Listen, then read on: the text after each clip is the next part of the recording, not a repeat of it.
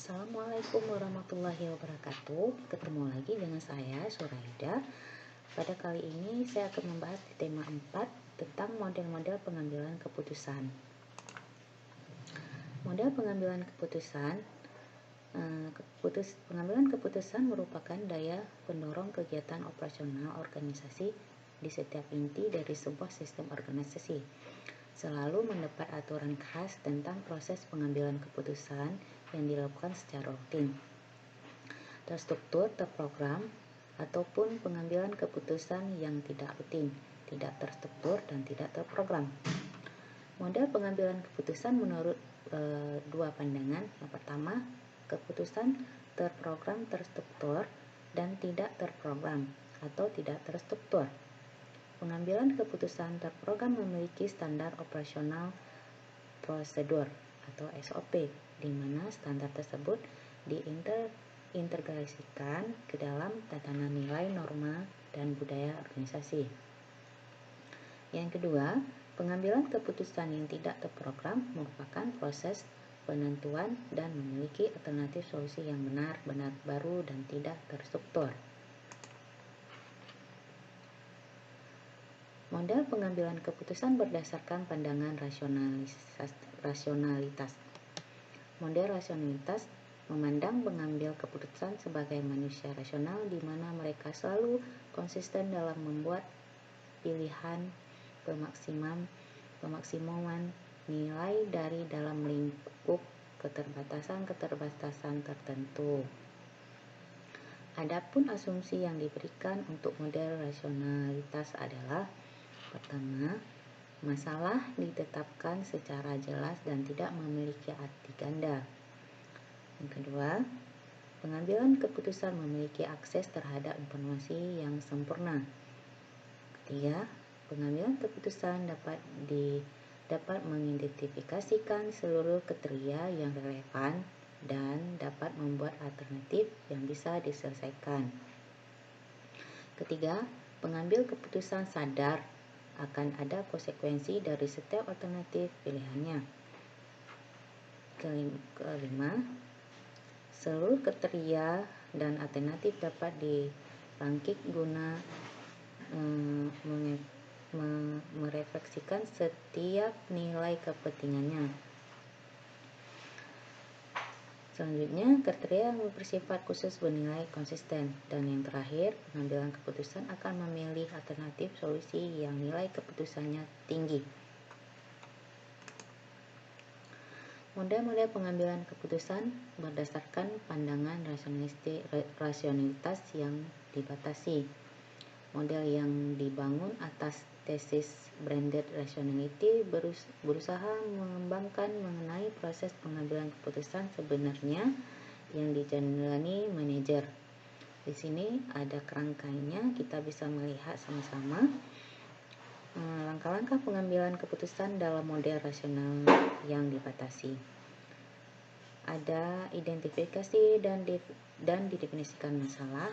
Selanjutnya, ditetapkan kriteria terbatas. Selanjutnya, pencairan alternatif solusi tertentu. Terus, pemilihan alternatif melalui koalisi organisasi.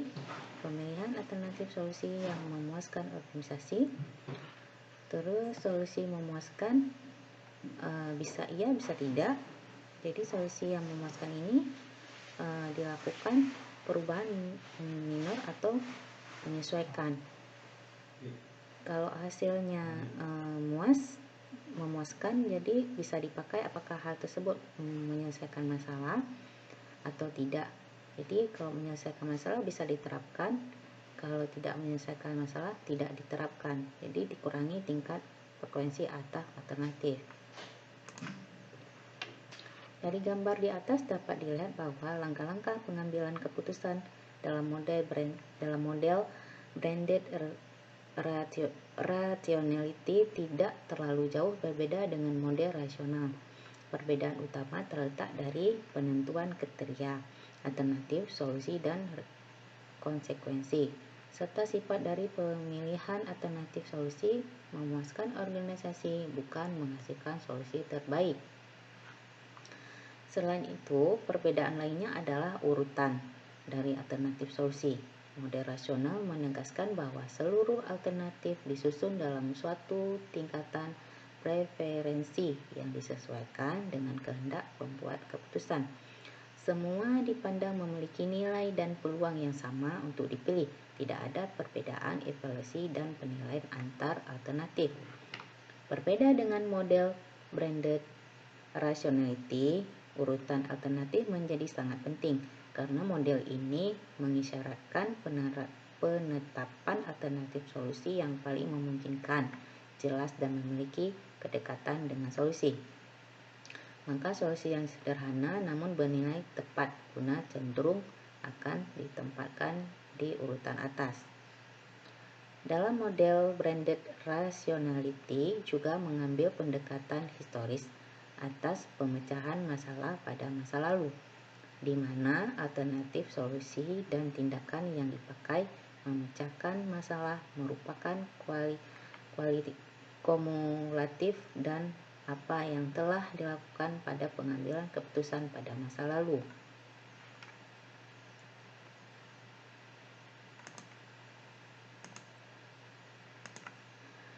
Model pengambilan keputusan yang tidak terstruktur. Model ini membalikan proses awal pengambilan keputusan. Proses yang pada umumnya dimulai dari sisi penentuan masalah yang harus dipecahkan menjadi proses yang dimulai dari sisi penentuan solusi. Artinya, pengambilan keputusan dapat mengajukan sejumlah solusi terhadap masalah yang sesungguhnya tidak atau belum muncul.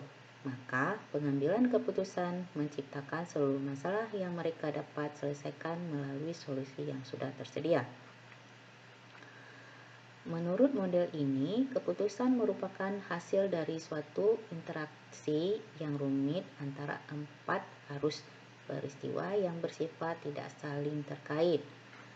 Problem, solution, protect, dan choice, opportunity. Menurut di buku Chokan dan kawan-kawannya di tahun 1971 dan Darmawan di tahun 2016. Sekian presentasi saya pada kali ini. Terima kasih. Saya ucapkan Assalamualaikum warahmatullahi wabarakatuh.